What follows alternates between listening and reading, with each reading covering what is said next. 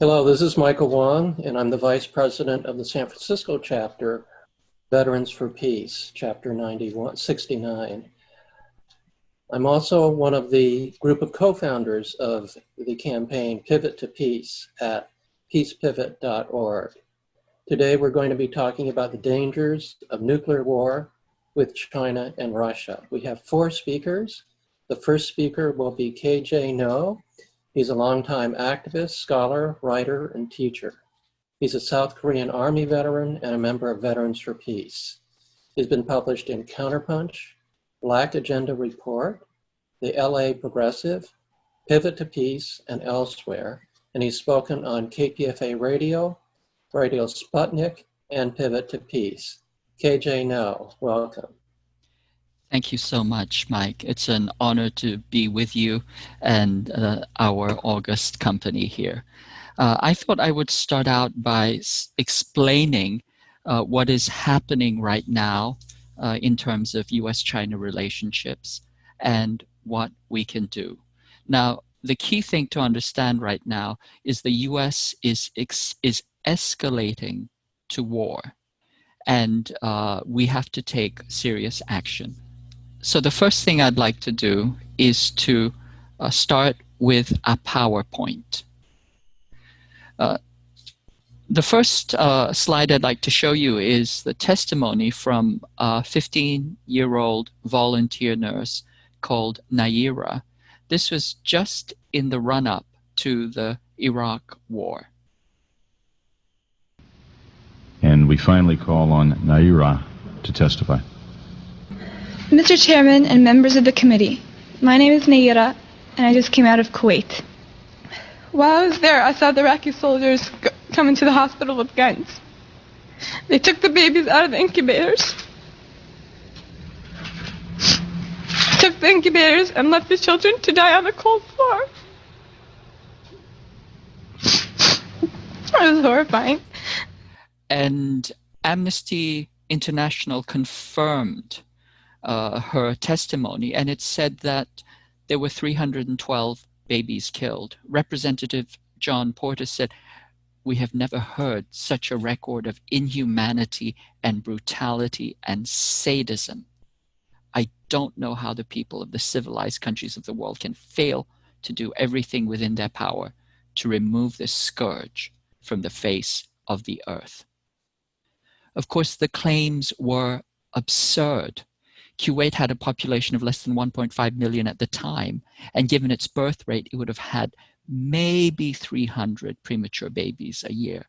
It's impossible that over 300 of them could have been clustered in a single hospital on a single day. Nevertheless, the US went to war. Now, the same thing is happening right now. The United States is escalating rapidly towards a shooting war with China, and similar absurd, astonishing, and monstrous lies are being spread. In fact, the US is already engaged in multi-domain hybrid warfare. This is warfare just below the threshold of direct military engagement. So there's economic warfare, trade sanctions, and tariff war. There's tech war that includes attacks on TikTok, on 5G contracts, on Huawei, on Ant Finance, on Tencent, WeChat. There's legal warfare that includes 380 anti-China bills in Congress and 14 individual and state lawsuits against China for $30 trillion in COVID damages, as well as the kidnapping of Huawei's executive. There's diplomatic warfare, there's military brinksmanship, there's civil subversion, including attempted color revolution in Hong Kong, and there's academic warfare, where every 10 hours a case is opened against a Chinese student or researcher. The most important thing we have to notice is that we are seeing total information warfare. Chinese human rights abuses, concentration camp, Chinese COVID, China has harmed us economically, stolen our jobs, IP, committing genocide, colonizing Africa, destroying the planet, a threat to the world. Okay. Those who tell you absurdities are preparing you for atrocities. Or as we say, in war, the first casualty is truth. Information war always precedes kinetic or shooting war.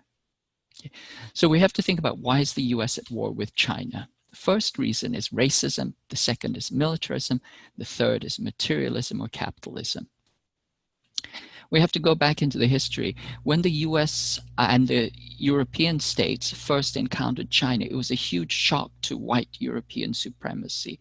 It was a country that was more advanced than the West. It was rich, diverse, multicultural, sophisticated governance, and it was harmonious, multi-religious, multi-ethnic society. And it was a merit-based system of political power. So these notions of diversity, tolerance, inclusion, and opposition to inherited privilege influenced the leaders of the Enlightenment. So Western philosophers believed the Chinese had perfected moral science and that the West should emulate China if it wanted to develop into an enlightened civilization. Of course, this was a huge shock to Western supremacy because the West always believed it was more advanced, more evolved than the barbarous countries it was invading and colonizing and destroying. And it believed that it had a mission civilisatrice, a civilizing mission. So then the reaction came quickly. Herder said that the Chinese were depraved. There was an immoral land with no honor, an embalmed mummy. And the other thing that was deeply troubling to the West was that it was a civilization without hereditary aristocrats. That was unfathomable and terrifying to the Western aristocratic ruling class. So Montesquieu said that this was a form of despotism, that it threatened the liberties, meaning the aristocratic privileges of his class. Hegel picked this up, called it Oriental despotism. Marx chimed in with Asiatic mode of production. Max Weber and Wittfogel continued on this theme. And this allegation of despotism or dictatorship, despite it being a complete distortion of Chinese governance, has seeped into and infused all Western discourses about China. So then we have this belief that the Chinese are subhuman, that they're an inferior race. And this becomes violent. It normalizes the violence and banditry and racism against them over the next 2 centuries. So the great American fortunes, Perkins, Astor, Forbes, Cabot, Delano, Roosevelt, and the Ivy League institutions were built on extraction and narco-trafficking in China. The Chinese were less than human. The Chinese pushed opium that addicted 1/10 of the population. Essentially, they roofied an entire nation. Southern wealth was built on the decimation of black bodies through the slave trade, but Eastern wealth was built on the destruction of Chinese bodies through the drug trade.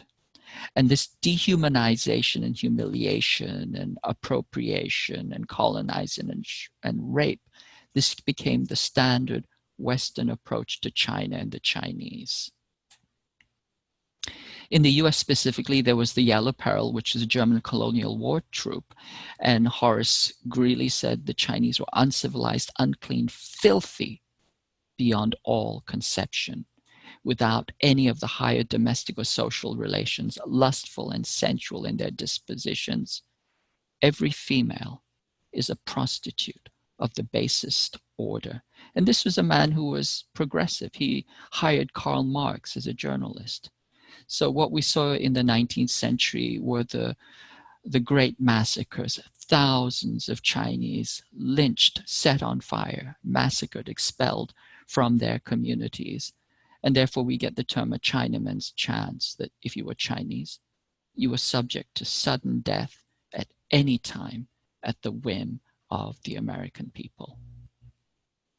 1949, China stood up, became an independent communist people's republic, and this created a new wave of xenophobia that we saw through the McCarthy era. This settler colonial racism is one of the most enduring legacies and traditions of the West. And this is why the propaganda for war is so effective and so easy to culture and vector. And so these stereotypes that Chinese are dirty, dishonest, depraved, despotic, dangerous, all of this just gets recycled, and it rekindles all of these deep-rooted racisms and hatreds in the Western European mind. Okay. In the Nixon era, there was a counterbalance, so opening with China, but after the fall of the Soviet Union, there was no further need to engage with China. And people started to see that China could become a challenger to the United States itself due to its size, capacity, and dynamism. So then we have several groups that start to become extremely xenophobic. The most important of this is Andrew Marshall. He was called Yoda, and he was a top advisor to 12 secretaries of defense and ran the Office of Net Assessment for 42 years. He had two obsessions: US military supremacy against the Soviet Union, and then US military supremacy against China. And his proteges were Wolfowitz, Cheney, Rumsfeld, Cohen, Krapinovich, Pillsbury, Kahn, Richard Pearl, Richard Armitage, etc. I think some of those names may be familiar to some of us. Okay. His key proteges, Wolfowitz, they drafted something called the Defense Guidance Planning Document, which was so embarrassing that as soon as it was leaked, the Pentagon denied it and put it away. But it actually resurfaced in the Project for the New American Century. And it was essentially a plan for total world domination in all domains of war, unfettered by international law. And it involved aggressive preemptive war, including the use of nuclear and biological warfare.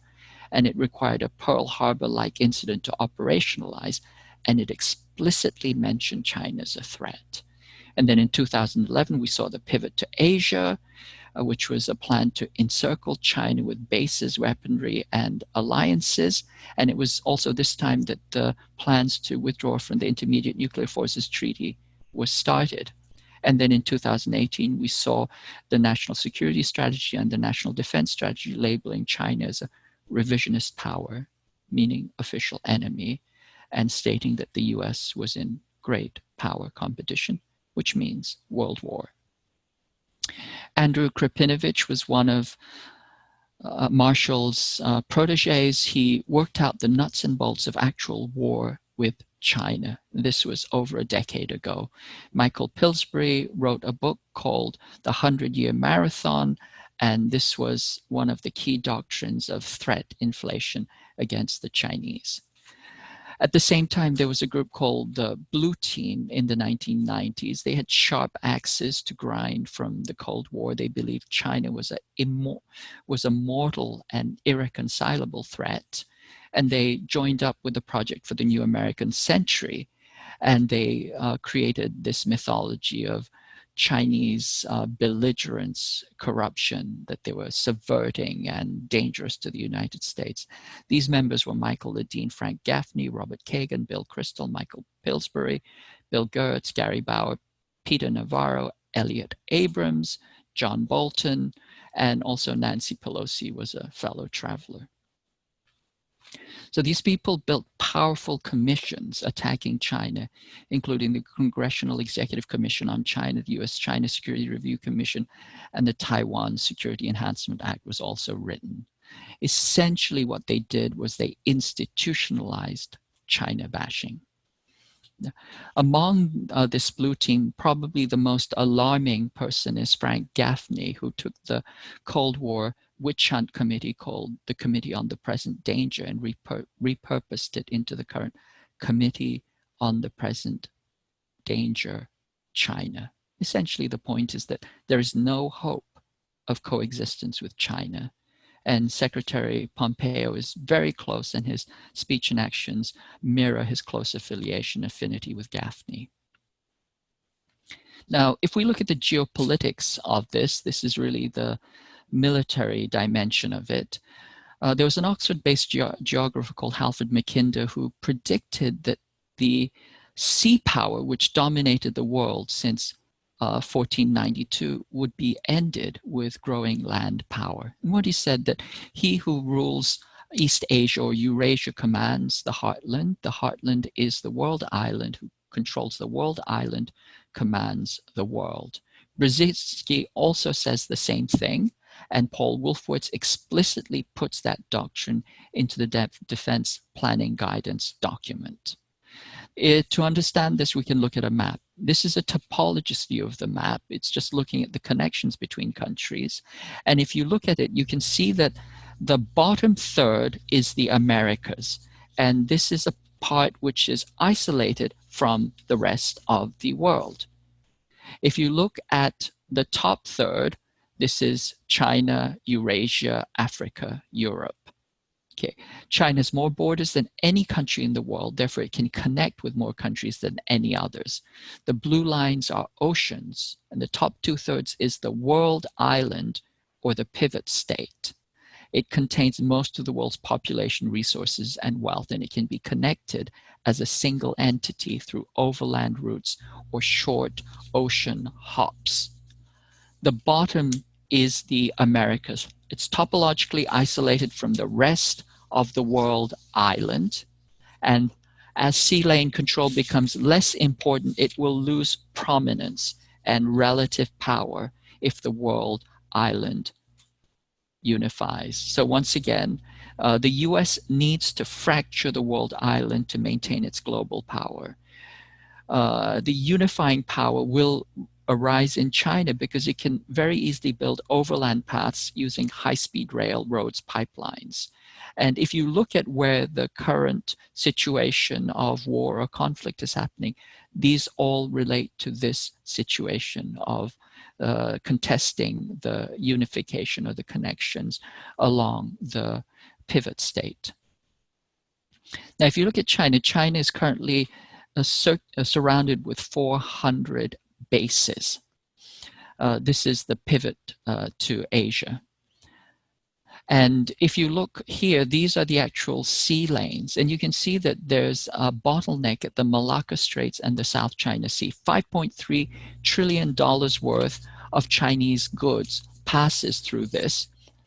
And also 77% of China's oil passes through here. So the US doesn't have to win a shooting war with China. It just has to have some kind of military engagement, and the disruption to trade could crash China's economy. Now, China's response to this battle plan, which is marked out in air-sea battle and other subsequent military documents, is the first line of defense was We're to at build. 15 minutes. Okay. The first line of defense was to build military facilities along some of the islands. And then the second was to do the Belt and Road Initiative, which is a long overland escape from this encirclement. So the biological clock on US power is ticking away, and the hostilities are escalating. And we're also seeing that China poses a challenge to capitalism, that China's socialism with Chinese characteristics outclasses Western neoliberal capitalism by leaps and bounds. And it's brought 860 million people out of poverty. It has a 93.1% approval rate. It's, in leadership in key scientific areas. It's pledged to go carbon neutral by 2016, which gives the world an outside chance to still beat global warming. And it can organize to defeat a mass pandemic in weeks. So this is a problem. China's developed an alternative non-Western, non-capitalist model of development without war, invasion, colonization, regime change, or primitive accumulation. And this is a problem. The ruling classes in the West will go to war to prevent this. This escalation is bipartisan. So what happens next? This war could go nuclear. Okay, there's total deceit happening, that we're living in this period of total deceit. We'll know when our information program is complete, when everything the American public believes is false. So what do we need to do? We need to think critically. Information war precedes, justifies, and enables kinetic war. We cannot take anything attacking China at face value. Don't be fooled by truthiness. Watch out for memes and repetition that makes things seem real. Social media is a handmaiden to the war machine. Distinguish coherence and validation from planted and echo-chambered stories. Watch out for emotional trigger words like genocide, slavery, concentration camps. Watch out for projection and gaslighting. Speak up, call out the propaganda, and do not allow yourself to be silenced. We have to organize. We have to act. Despair is not an option. These are some good organizations that you can go to get more information. Let's work for peace. Thank you. Thank you, KJ. Our next speaker will be Colonel Ann Wright. She served 29 years in the U.S. Army and Army Reserves. She's a retired U.S. Army Reserve Colonel. She also served 16 years as a diplomat in U.S. embassies in Nicaragua, Grenada, Uzbekistan, Somalia, Kazakhstan, Sierra Leone, Micronesia, and Mongolia. She was on the small team that reopened the U.S. Embassy in Kabul, Afghanistan, in December of 2001. She resigned from the U.S. government in March 2003 in opposition to the U.S. war on Iraq. She's a member of Veterans for Peace, Hawaii Peace and Justice, Code Pink, and Women Cross the DMZ, and is the co-author of the book, Dissent, Voices of Conscience. Welcome, Ann. Thank you, Mike. It's a pleasure to be with you on this very important topic. You know, as we are being distracted by the U.S. election, and as well we should be thinking about it. One of the very interesting things, as KJ has mentioned, you know, the propaganda that's going on, and it seems like every time President Trump says a word or says anything, it's about China, China, China, and this sort of relentless throwing back onto, tragically, the place where this pandemic first started, but yet trying to deflect what the pitiful response of the U.S. government has been to counter it as it came here to the United States. This falls into what KJ was talking about. And what I want to do is to continue the discussion about what we should be expecting as a part of this preview of things to be coming. So as KJ mentioned, could the confrontation that's going on between the United States and Russia go from what is traditionally kind of been a Cold War over the last couple of years going into a hotter war, and then could it actually go into a nuclear war? We certainly hope not, but this first slide just kind of gives us a reminder of where a lot of the nuclear weapons are underwater. But what I do want to talk most about is what is happening today, considering confrontations over Taiwan, and then freedom of navigation and war maneuvers that are in the Western Pacific. Here's another slide similar to what KJ had about the U.S. presence in the Pacific, with our large number of U.S. military bases in Japan, in South Korea, in Guam, in and out of the Philippines, in and out of Thailand, with small but getting larger land exercise, and of course over in Hawaii, where I live, 4 military bases just on one of the islands, and one of the largest training areas in the world on the big island of Hawaii. And what are the confrontations about? Well, a lot of them have to do with the South China Sea and the small islands and atolls that are there that are under dispute from China's perspective, from Vietnam, from the Philippines, from Malaysia. And some of the things that have happened is that as the Chinese, who really only have one overseas or outside of China military base, and that's in Djibouti, over on the the Red Sea and the Horn of Africa. They are now going to these small islands and atolls inside what they call the nine links, the 9 line, and building up these little atolls into military bases. And there are actually 7 military bases now that have been built. So in response, of course, the United States is not about to let those go unchallenged. And so the US has had large naval exercises during the course of the last 7 years as these atolls have been being built up, starting in 2013. Many of the war maneuvers that the United States has had have been specifically aimed at China, and one of them is the Rim of the Pacific Rim Pact, which this year was August 17th through 31st, where generally we at RIMPAC is the largest naval exercise in the world, and traditionally it's had over 20 countries. This year, because of the COVID outbreak around the world, the war maneuver was reduced to 10 nations: Australia, Brunei, Canada, France, Japan, New Zealand, Philippines, Korea, Singapore, and the US. These ships come to the waters off Hawaii. Here's a picture of a couple of them just off Waikiki, a couple of the ships. There, as I mentioned, there were 10 nations that were involved, 22 ships instead of 47. And let's be clear on it. Next year, assuming COVID is under control, they will go back up to a maximum number. With submarines, this year, 5,000 personnel instead of the normal 25,000.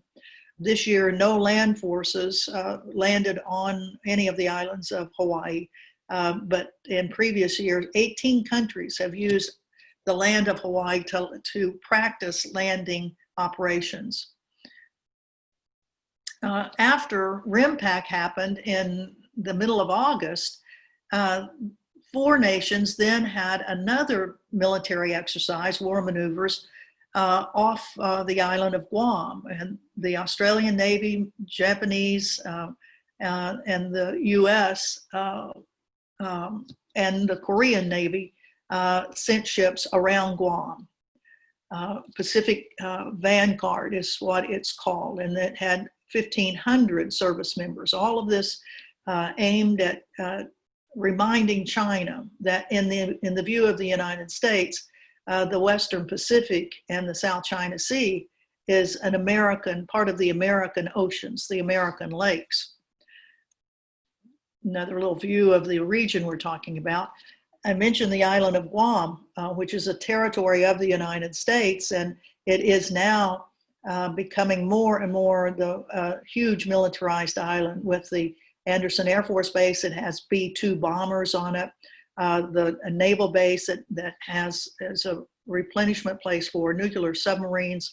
The Marines have moved in a contingent from Okinawa after civil unrest in Okinawa because of the huge US military presence on that island at the end of the archipelago of islands from mainland Japan. Valiant Shield is another exercise that's just taken place this time in September. So, you know, just in the last month and a half, there has been a huge amount of military exercises out in the Western Pacific and the South China Sea. And we in the United States really don't focus on it. We don't hear much about it when we have 11,000 service members from all of the US military services. They having exercises on Guam and the Northern Marianas, and 2 aircraft carriers, all sorts of ships, and 100 aircraft that are having military exercises off Guam. And here's one of these, the carrier groups that have been off Guam, and then going up into the South China Sea.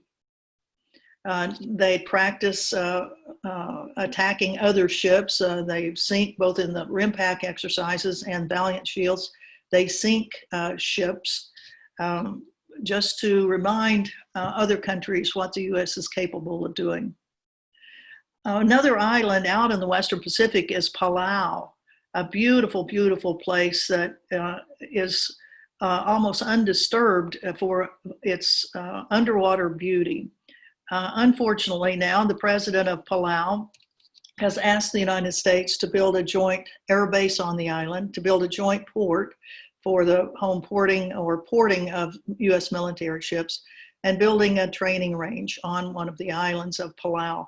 And why has the president said that? Well, because Palau wants to remain in the Compact of Free Association, which the United States has had with Palau for, I'll just go back, for the last 20 years.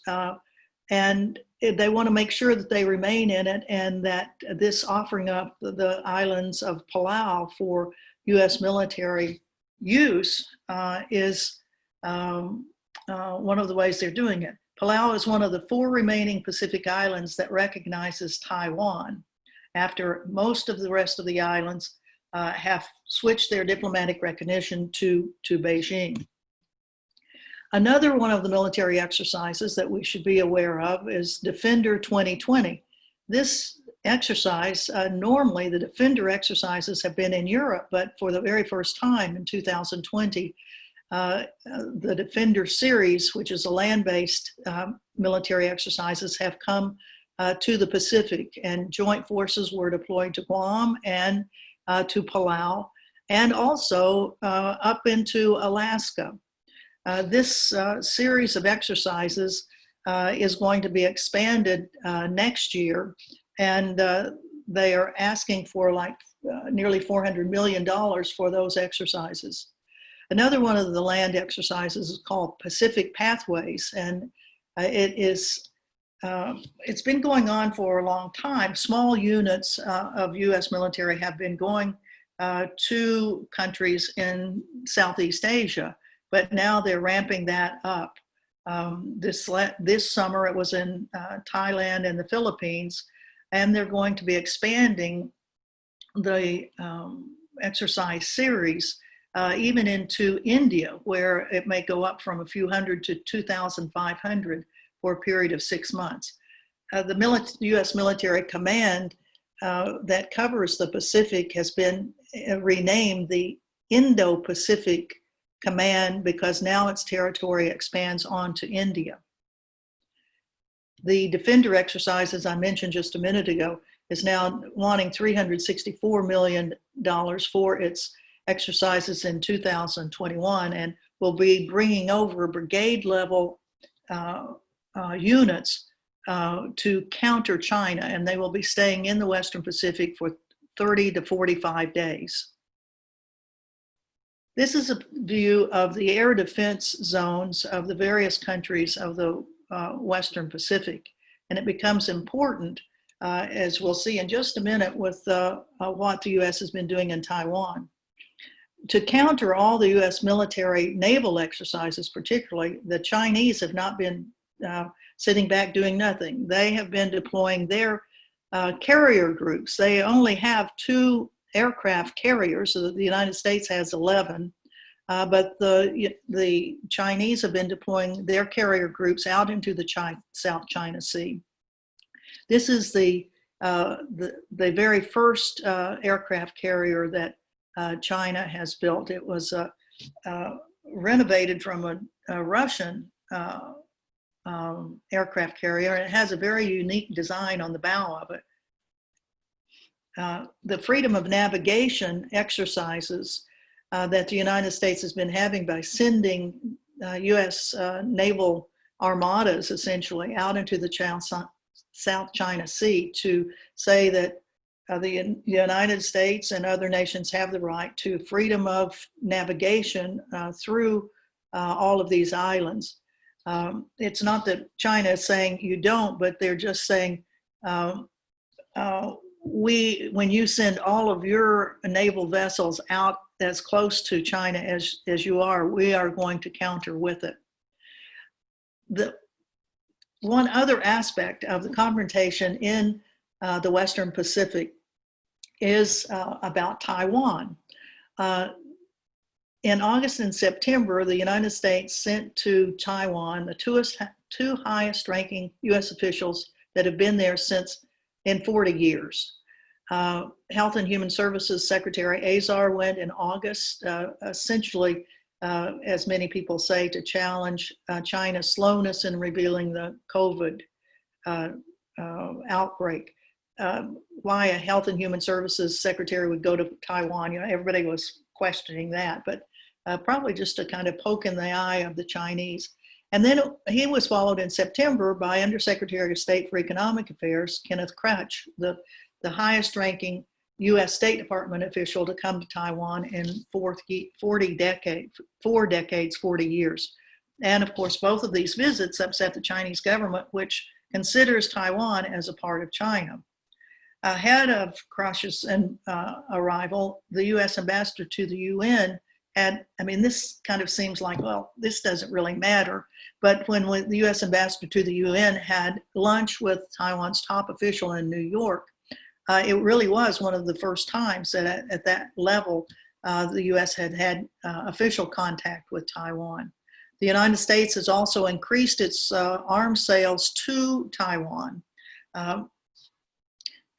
Through the 1979 Taiwan Act that the US Congress did after President Carter recognized, let's see, China, People's Republic of China was recognized, but then the US said, well, while we recognize them, we aren't going to throw Taiwan totally under the bus, so to speak. And we've continued to have unofficial relations, and including weapons sales into China, into Taiwan, I should say. But the Chinese military has responded to these visits by US officials and by the US military in that area by flying right up to the Taiwan air defense zone. And in September 18th and 19th, they flew a large number of aircraft right into the limits of Taiwan's air defense zone. So as you can see, that what's going on is just a remarkable increase in the numbers of confrontations that are happening between the United States and Russia. And we wonder, will this sort of confrontation, kind of a Cold War that has developed, as KJ has mentioned, so in such detail, will that actually move into something that could be a real military shooting confrontation between the new nations, between the two nations? We certainly hope not. And of course, we certainly hope that it would never escalate into a nuclear war, which would be the nuclear winter for all of us, a disaster for all of us and the whole world should the United States, Russia, China, any of the nuclear nations decide to use those weapons against them. So we thank Michael Wong for organizing this very important opportunity for us to discuss tensions that are going on in both the Western Pacific and Asia, and then now on into Europe. So thank you very much. Thank you, Anne. Our next speaker is Bruce Gagnon.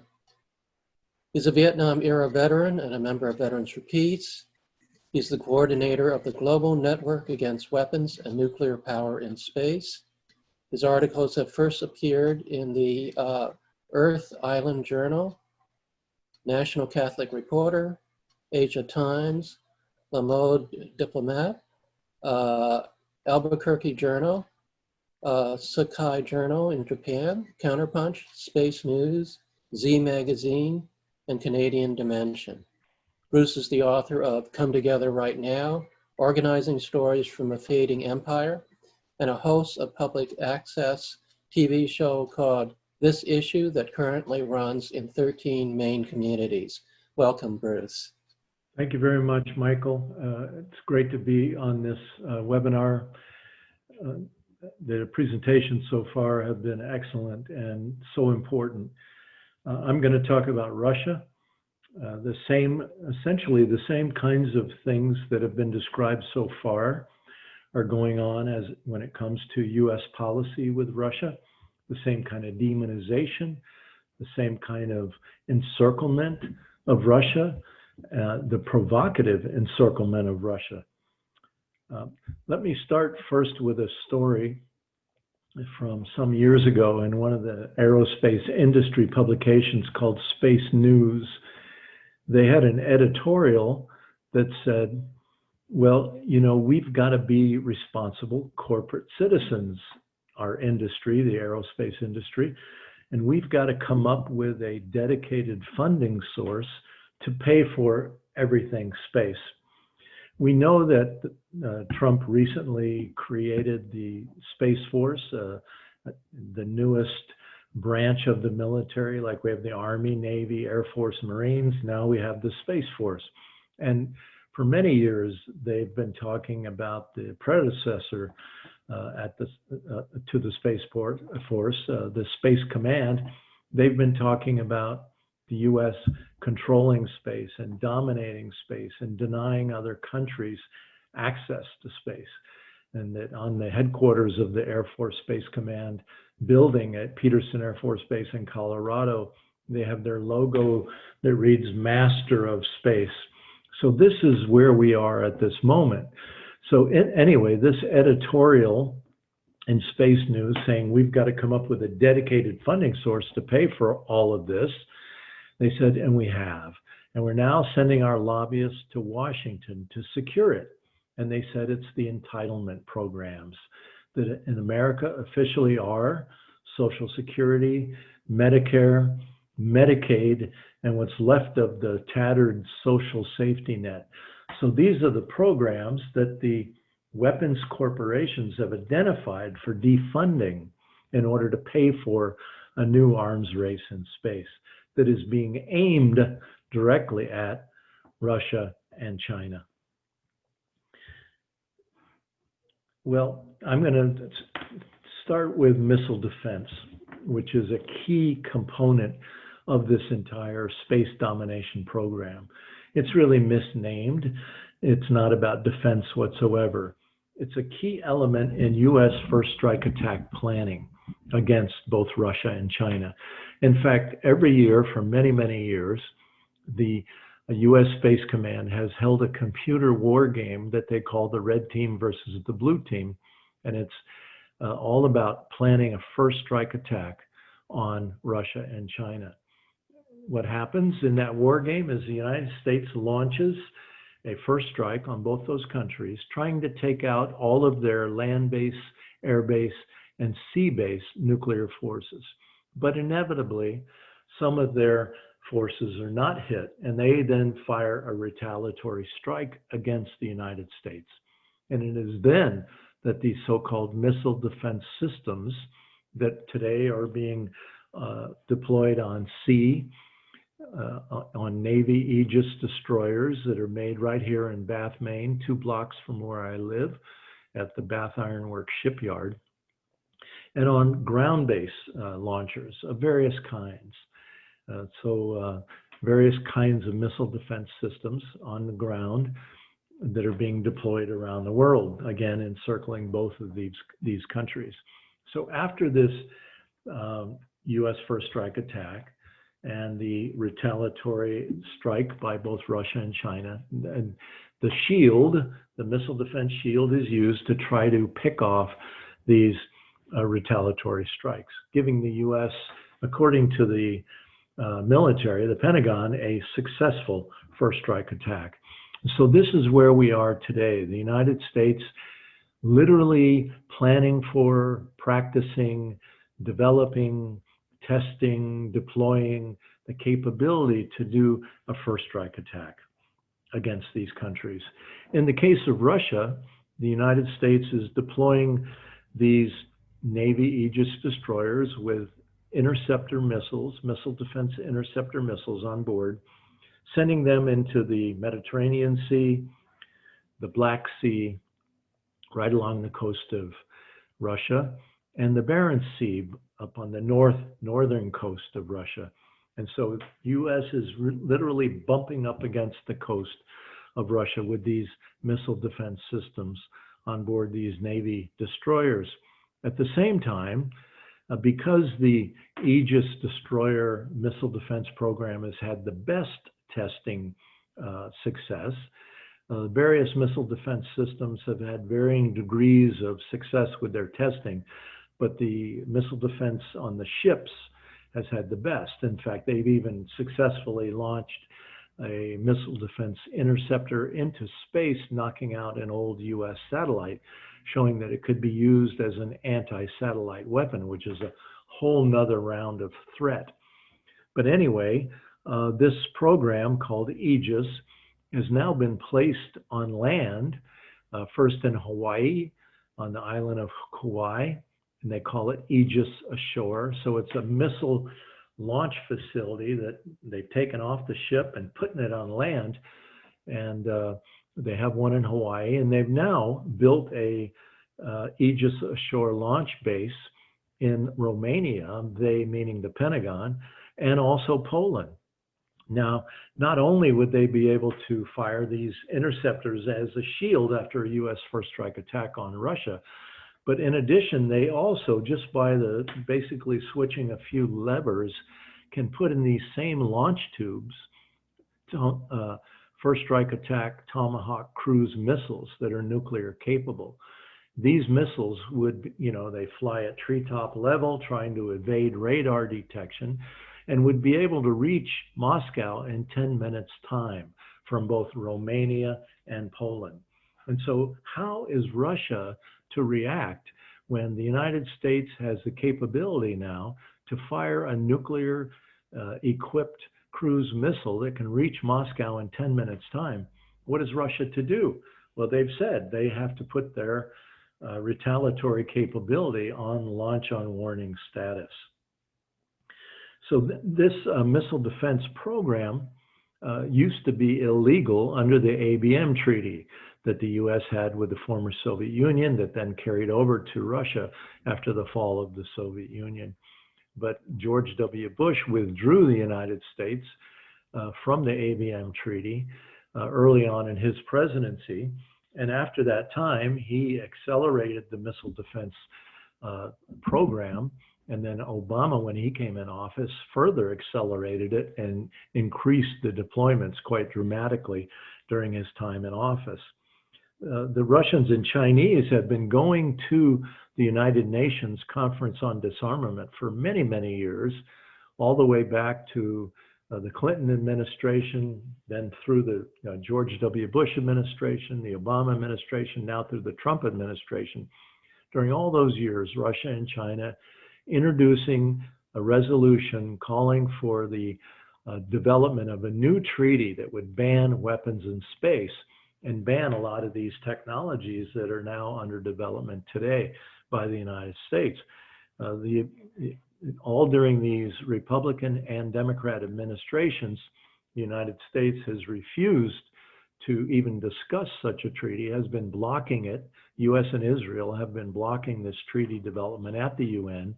And the official line of both, again, Republican and Democrat administrations during all these years has been, hey, there's no problem. There is no arms race in space. There are no weapons in space. We don't need a new treaty. I think this indicates to us that the aerospace industry has had much success in ensuring that a new arms race is in fact created, that they will benefit from quite directly, but it obviously makes the world much more unstable and less safe. At the same time, the United States has recently been sending its nuclear bombers from the United States to bases in Europe, particularly in England, and then those bombers take off and fly missions bumping up against the coastline and borders of Russia, threatening them. And when Russia responds by sending their own military close to their border to show that they are in fact, responding to the U.S. aggression on their borders, the U.S. accuses Russia of being aggressive. We hear it almost daily in our media. The NATO, an expanding NATO, by the way, that is even moving into the Asia Pacific now with new partnerships with many of the U.S. allies in the Asia Pacific, but an expanding NATO that is bumping up against the borders of Russia, has also been holding war games in Latvia, Lithuania, Estonia, Poland, and other countries, Norway, Sweden, the list goes on. And every time the United States and NATO hold a war game near the Russian borders, what the United States is doing is shipping massive amounts of military hardware, artillery, tanks, various other kinds of weapon systems. They send them to Europe for these US-NATO war games, and then afterwards they're leaving them at two new weapons hubs that have been created at expanded bases that the United States has in both Poland and Norway. So Norway right along the Russian border, and then Poland very near the Russian border. The US is depositing huge amounts of military hardware in preparation for war. Basically, the United States is putting a loaded gun to the head of Russia, saying, you will submit to us, you will get on your knees and submit to us, or you will be taken out. I think it's important to ask the question, why is the United States doing this? What is it about Russia? Russia's gone capitalist. Last year, I organized a study tour there. We went to Moscow, Crimea, and St. Petersburg. It's very clear Russia has gone capitalist. They're not really our enemy. What is it about all of this that the United States is so determined to take Russia down, force regime change there? Well, I think it has to do with climate crisis. If you look at the map, the world map, and look at the border that Russia has with the Arctic Sea, they have the largest border in the world. And we know that with the melting of the ice, it's now possible to drill, baby, drill up in the Arctic for oil and natural gas. And so the U.S. wants that. And the U.S. and its Western corporate allies want control of that. And in fact, the Rand Corporation in California that became famous when Daniel Ellsberg, who at the time of the Vietnam War was working there and helping to write the secret history of the war in Vietnam that he smuggled out and became known as the Pentagon Papers, that same Rand Corporation today has recently done a study calling for the balkanization of Russia, for the breaking up of Russia into various component countries so that the US and the West will have greater access and control to Russia's resources and its border with the Arctic Sea. All of this is extremely insane and dangerous, and the American people know very little about any of this. Because why? Well, because the corporate media in this country doesn't tell us really anything about these moves that the United States is making. And in fact, all they do, again, is demonize, demonize, demonize Putin and Russia. It's endless. But why would we believe it? Especially, why would we in the peace movement believe any of this? Haven't we learned by now from the example of 2003, the shock and awe invasion of Iraq that was justified with false information, with lies about weapons of mass destruction? Don't we know by now that CNN and MSNBC and the Washington Post and the New York Times and the Wall Street Journal and the Associated Press, they lie about all these things in order to justify and to get the American people to support military spending increases and endless wars on behalf of corporate interests.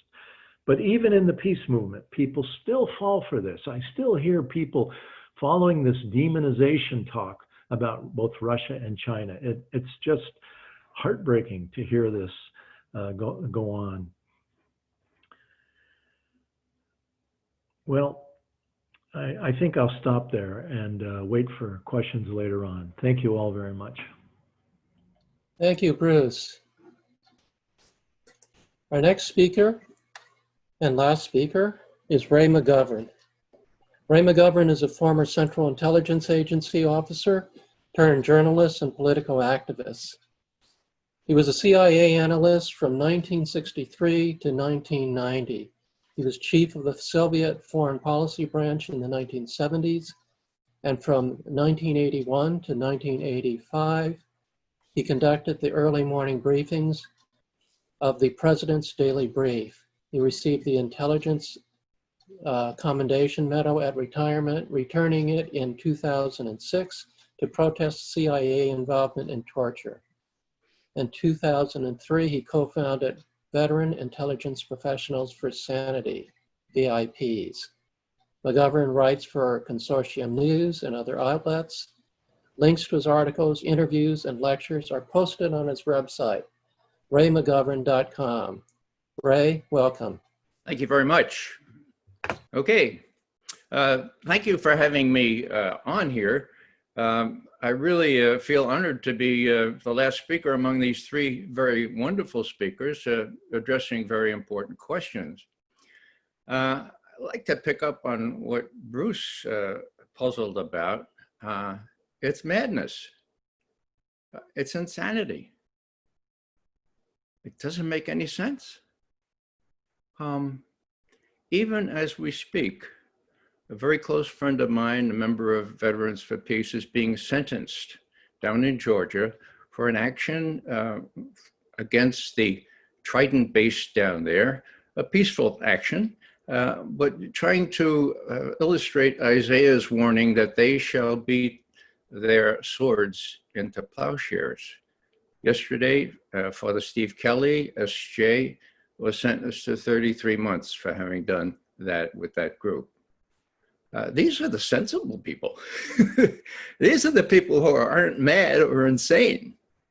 Now, there's another aspect to this, of course, and Bruce touched on that as well. It's what I call, well, it's what Eisenhower or people after him called the MIC, the MIC, okay, the military-industrial complex. Well, I've got a new way of saying that. It's called the Mickey Mat. It rhymes with Mickey Mouse, so you can remember it. The military-industrial congressional intelligence media think tank complex, academia think tank complex.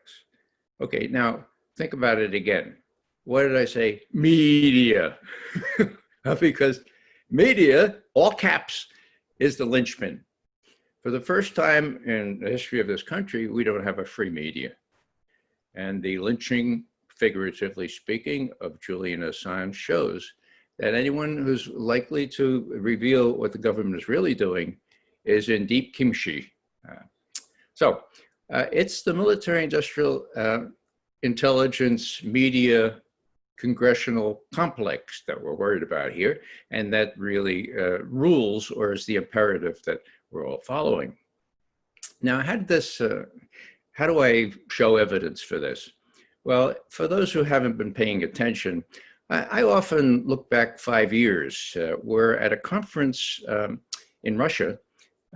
Ambassador Jack Matlock, a good friend of mine, and a very good ambassador for the last years of the Soviet Union, the first time of the new Russia, he was asked by Vladimir Putin, Mr. Matlock, why is it that the US has withdrawn from the bedrock accord achieved in 1972, and I had the good fortune of being in Moscow to watch the signing of this, the interim agreement on offensive weapons, and most important, the ABM treaty, the anti-ballistic missile treaty. Why is it that Bush the younger got out of that? And I want to quote Matlock really specifically here. I don't want to paraphrase. He said, well, I was personally opposed to that. I think the main source, though, is not to threaten Russia, but to secure employment in the United States. A lot comes from the military-industrial complex and the number of people it employs. Not very diplomatic to admit that. It's also quite wrong. It doesn't employ a whole lot of people. It just enriches the Raytheons and the Lockheeds of this world. Here's Putin in answer to that.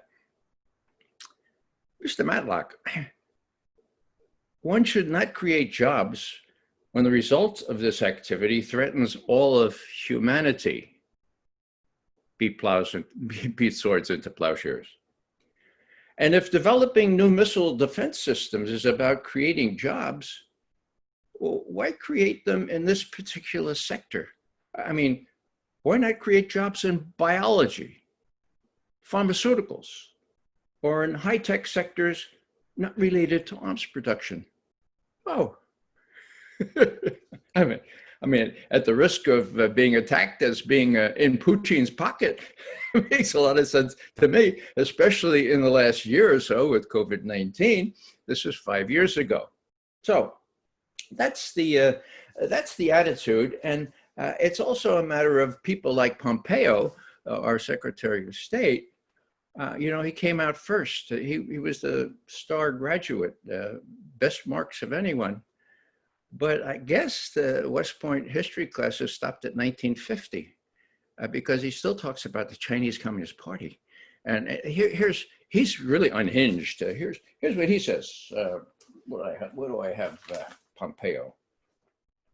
Well, I can't find it at the time, but he's saying the primary task of our mission right now is to make sure the Communist Party of China doesn't take over the United States.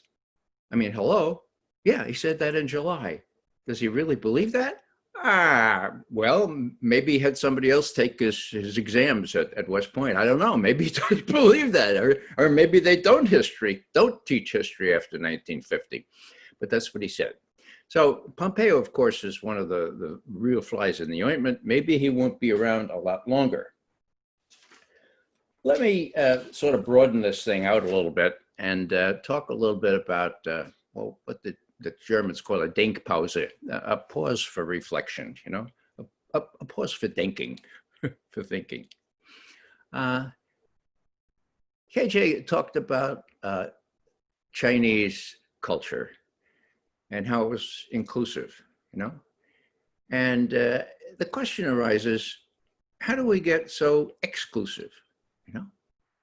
Why do we want to make sure that the US is the exceptional country in the world, the indispensable country in the world?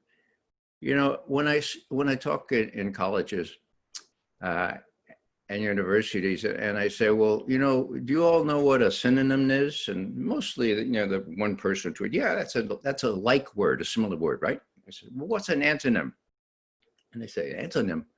Well, maybe one will say, well, that means that's an opposite word. I said, good. Okay, so what's the opposite word for indispensable? Dispensable? I said, yeah, that's right. So if we are the sole indispensable country in the world, by definition, that makes all other countries what? Dispensable? Yeah, that's right. Makes them dispensable. So this is the reality here. It's, as a matter of realpolitik, it's naive to think that whether or not this situation in world affairs existed before, that it's a mistake to think that it still exists. We are not the sole indispensable country in the world, and we're not even, you know, we're not even primary among all the people who all the countries that make up the world, because you know, we might be strategically more powerful than China and Russia, but right now, China and Russia are in a virtual military alliance. If we get into a dust-up with one, mark my words, let's say somebody shoots a plane down in the Middle East or maybe on the Russian border, it's going to be, you have to look at the South China Sea to see how China reacts, because they have a virtual military alliance now. So that's very different. And that gives me hope, because 50 years ago, when I was a primary analyst on Sino-Soviet affairs, we were convinced that the Chinese and Russians hated each other so much. They hate each other so much that they would never be able to cooperate. They had irredenta, they had all kinds of unaddressed grievances, and look what's happened, okay? Now it's largely our fault, but they're very, very close now, and it's only 50 years. Maybe under the force of circumstance, US policymakers will realize that our diktat does not extend throughout the world anymore, and that change will come in a very gradual way if we avoid the really dangerous things. Now, more about this reflection.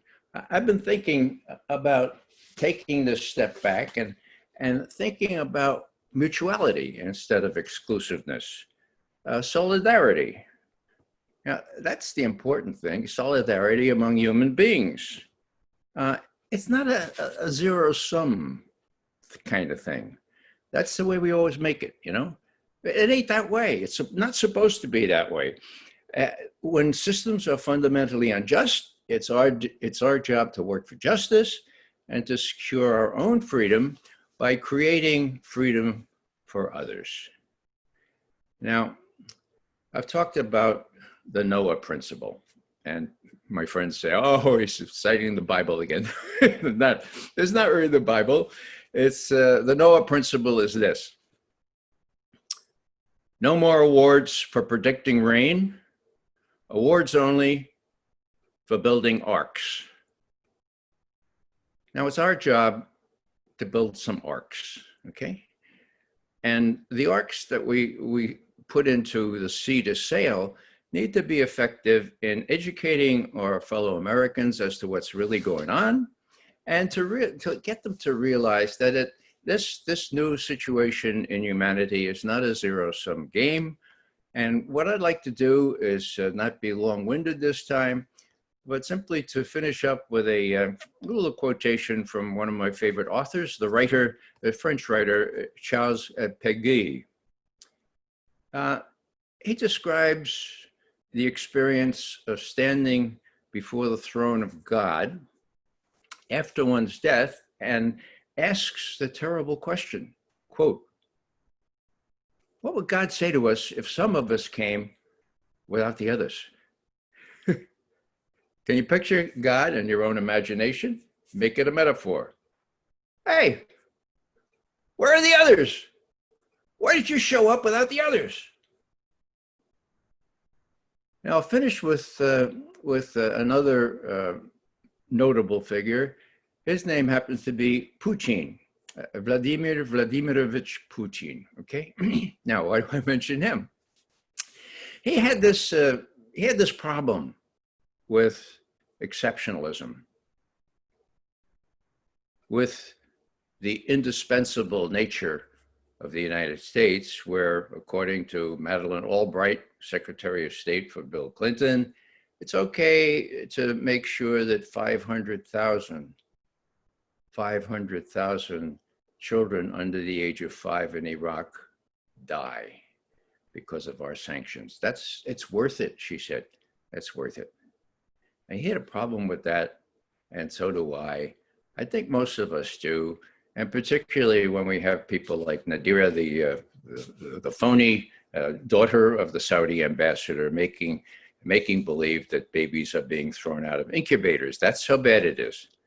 Now, there was a time, and the neocons, the people who are responsible for our policy now, even though Trump offered an alternative 4 years ago, they're committed to this exceptionalism sort of thing. And they really were disturbed at what seemed to be happening back in 2013. I'll finish with this story. It's not a story. It happened. On the 21st of August, 2013, there was a false flag attack outside Damascus, a chemical attack, a couple hundred people killed, blamed on Bashar al-Assad, okay, by John Kerry, no fewer than 35 times in a speech a few days later. It was a false flag, okay? What they wanted was to trick Obama into launching war against Syria. What happened? Well, a week later, as Obama is sort of hesitating and saying, my God, should I start another war? It was up in St. Petersburg at a global summit. And Putin saw him and he said, now, Mr. President, do you remember how we talked in June about convening a working group to make sure that we could get rid of those Syrian chemical weapons that are left over from decades ago? Yeah, I remember. Well, we can do it. We've figured it out. And best of all, the Syrians have agreed. Obama says, yeah, that's not what John Kerry is telling me. No, they've agreed. You watch TV tomorrow, Syrian foreign minister will say he's agreed to get all his chemical weapons destroyed under UN supervision on a US ship specifically outfitted for that destruction. So Obama seized the next day and said, okay, I'm off the hook. I don't have to make war. I don't have to make a new war. And later he confessed to being very proud of standing up to all this pressure to make a new war. Now, why do I mention that? Well, a week later, Vladimir Putin had an op-ed in the New York Times. Very unusual, okay? It happened to be the September 11th, but that had just a coincidence. Okay, so what did he say? Well, he said, I need to talk to the American people because this is a very, very critical time. It could be a benchmark for future progress in relations. The last paragraph he wrote himself. I learned that at the time from a very reliable source. And in interviews after that, without any notes, Putin has expressed the same thought. This is what he said. My working and personal relationship with President Obama is marked by growing trust. And I appreciate this. I carefully studied his address to the nation on Tuesday, and I would rather disagree with the case he made on American exceptionalism. He stated that US policy is what makes America different. It's what makes us exceptional. Here's Putin. It is extremely dangerous to encourage people to see themselves as exceptional, whatever their motivation. There are big countries and small countries, rich and poor, those with long democratic traditions and those still finding their way to democracy. Their policies differ too. We are all different, but when we ask for the Lord's blessings, we must not forget that God created us equal. End quote. Now, I mentioned that he wrote that himself. The date was September 11th, 2013. It took just 5 months before the neocons perpetrated a coup in Kiev and succeeded in making US-Russia relations take a downturn, which has lasted and been exacerbated since then. Not only that, of course, but there's the pivot to China. When the pivot to China happened, Lockheed and Raytheon and all those big manufacturers of weapons said, oh my God, this is the pivot to China. We're in business forever. We're going to make billions and billions. When we should be investing in pharmaceuticals, medicine, and all those kinds of things that would help people. So it's a depressing picture right now, but let's remember that things change in time. Things may change a little bit at the end of this year. And whether they change as fast as we like them to change or not, our business is to make sure we spread the truth around and make sure that as many of our fellow citizens know what's really going on as possible. Thanks for the chance to address you. Thank you, Ray.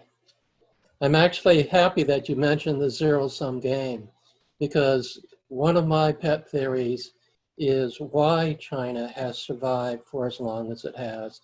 China is a 5,000-year-old civilization. Most nations, and certainly most empires, last maybe 300 years, some of them not even that long. Why is China 5,000 years old when other nations are only hundreds of years old? There's a very simple reason. China has never believed in the zero-sum game. China has always believed that there are natural limits to the power of any nation. And the more you exceed those limits, the more you expand your resources, drain your energy, drain your resources, drain your goodwill, drain your country's morale and your people. And in the end, trying to build a worldwide empire, or even a too large empire, leads to the inevitable and logical downfall of the country. And because of that philosophy, China has always kept within sustainable limits in its expansion of power. And it's traded through the Silk Road in ancient times in order to exchange goods, become prosperous, learn from others, develop itself, etc.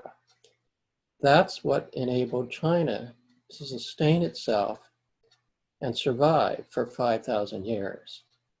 If the United States were to follow a similar policy, the United States would also be sustainable far into the future, indefinitely. The policy we are following now is the failed policy of all past empires. And eventually, it's inevitable that we will not be able to sustain it, and we will fail, just like all past empires have.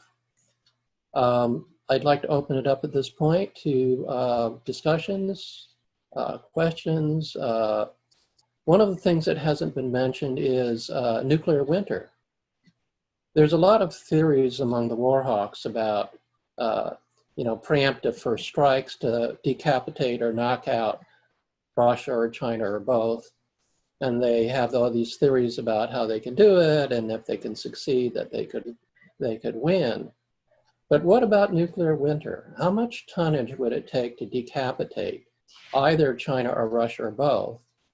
And what effect would that have on terms of nuclear winter, and how would that affect the world?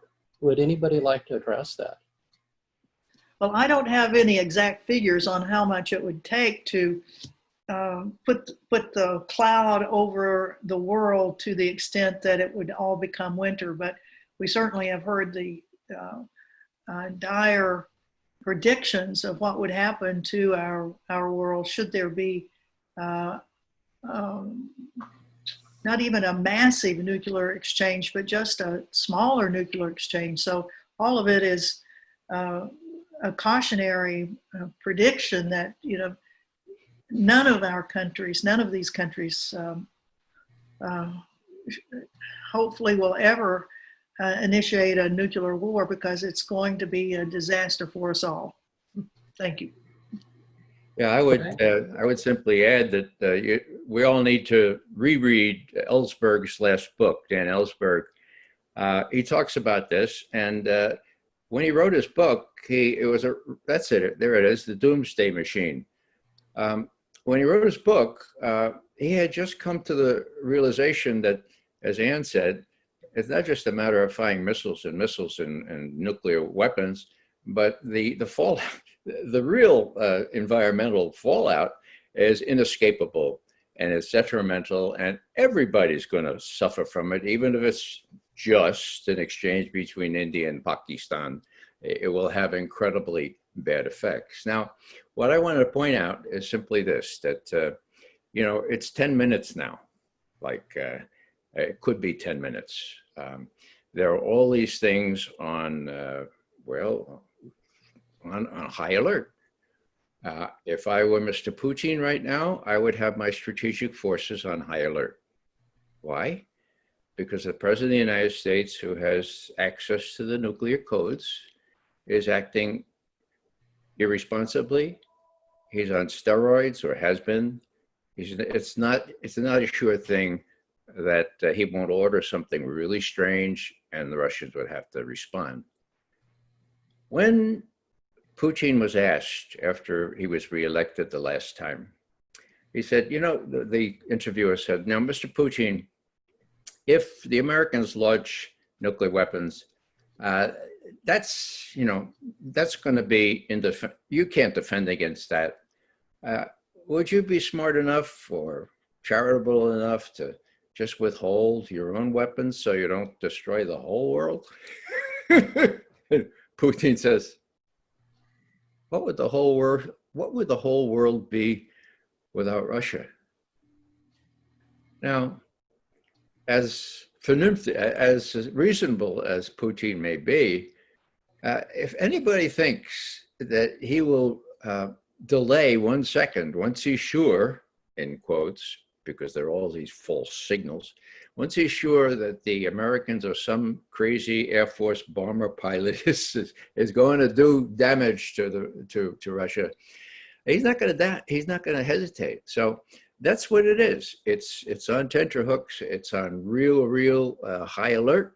And that's why it's important for people to know that, because as many of you pointed out, not many people are fully aware.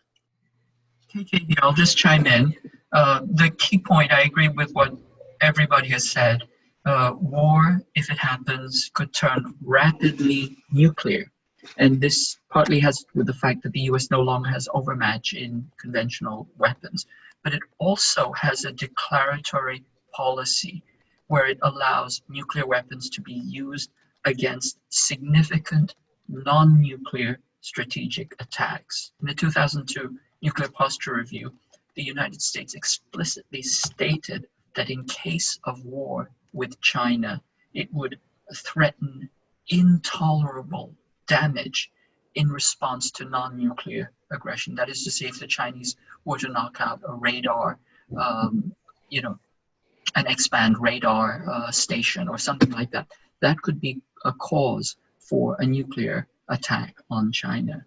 Now, the Chinese have disavowed nuclear first strike, but they could very easily shift to launch on warning. And this is the key thing.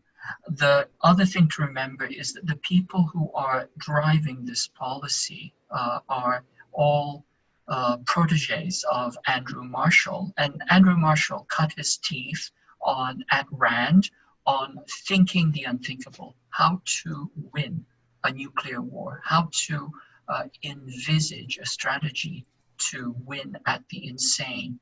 And this kind of mathematical, game theoretic hubris that they can somehow win at nuclear war is one of the key dangers that we're facing right now.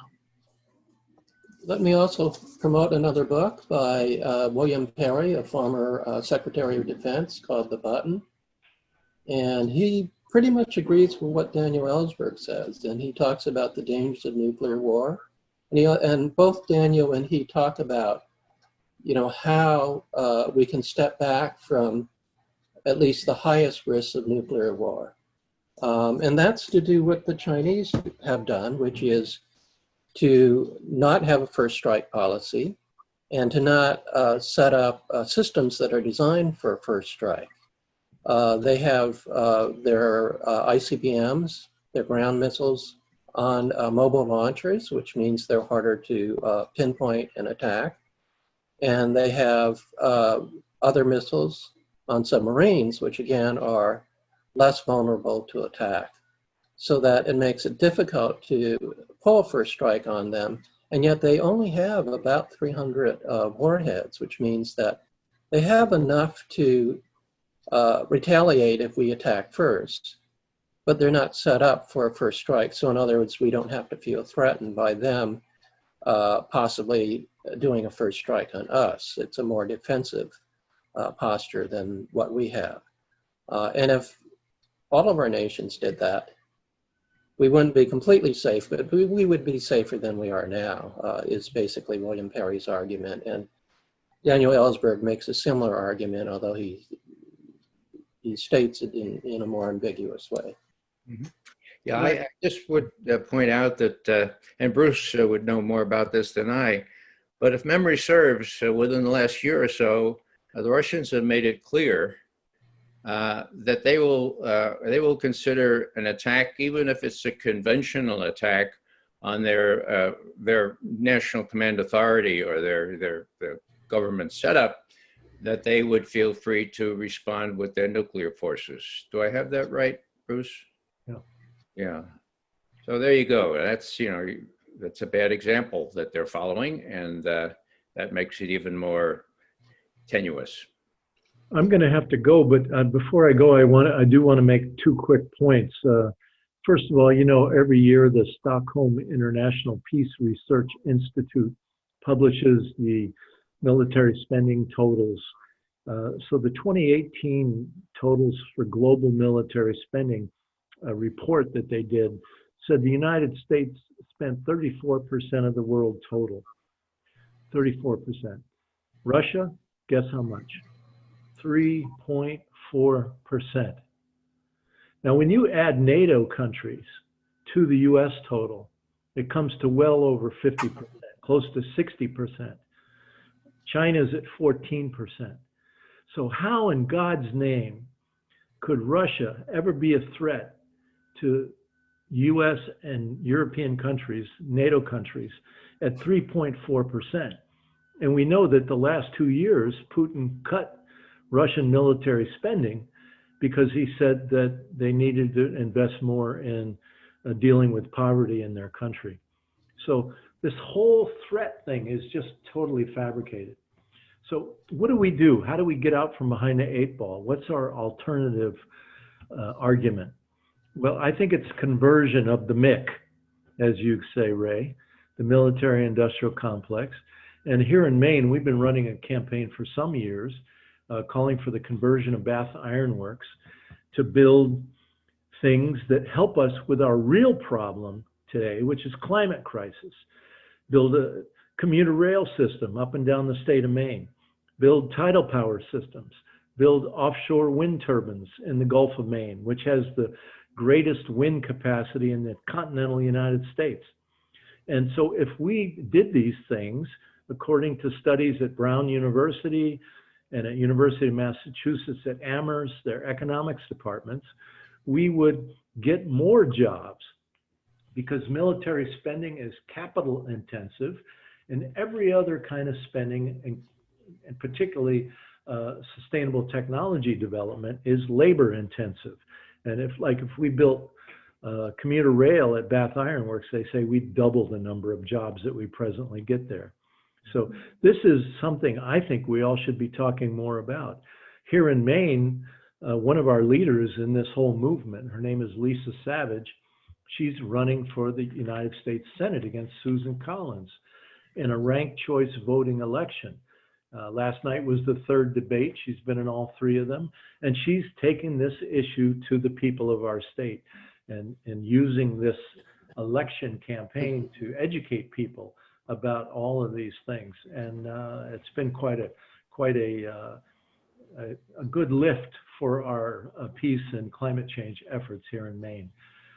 I'm sorry I have to run. Michael, thank you so much for inviting me. And good to see all of you others again and to hear your presentations. Bye-bye. Thank you. Bye-bye. I just want to correct myself. I think I said William Perry was Secretary of State. Actually, he's former Secretary of Defense. Okay, any last thoughts before we go? Well, one of the things Perry and others have advocated is getting rid of the ICBM land-based missiles.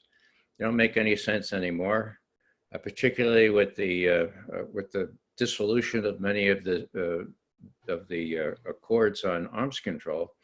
And so why don't we do that? Well, again, it's the military, industrial, congressional, intelligence, media complex. And unless we can attack that, and unless we can shame the profiteers on war, I don't know how else to approach it. But We have to take the long view here, and the truth will finally make us free. Question is enough efforts to get the truth out to enough people so that they understand what's really going on. Yes, Daniel Ellsberg actually said the same thing. We should get rid of our ICBMs because their primary purpose is a first strike, but they're also vulnerable to a first strike. So Right. they're inviting trouble. They don't increase our defense. They don't increase our safety. They actually make us less safe. And we could save tons of money without having to build anything new, just by getting rid of them. Mm-hmm. Okay, any other thoughts?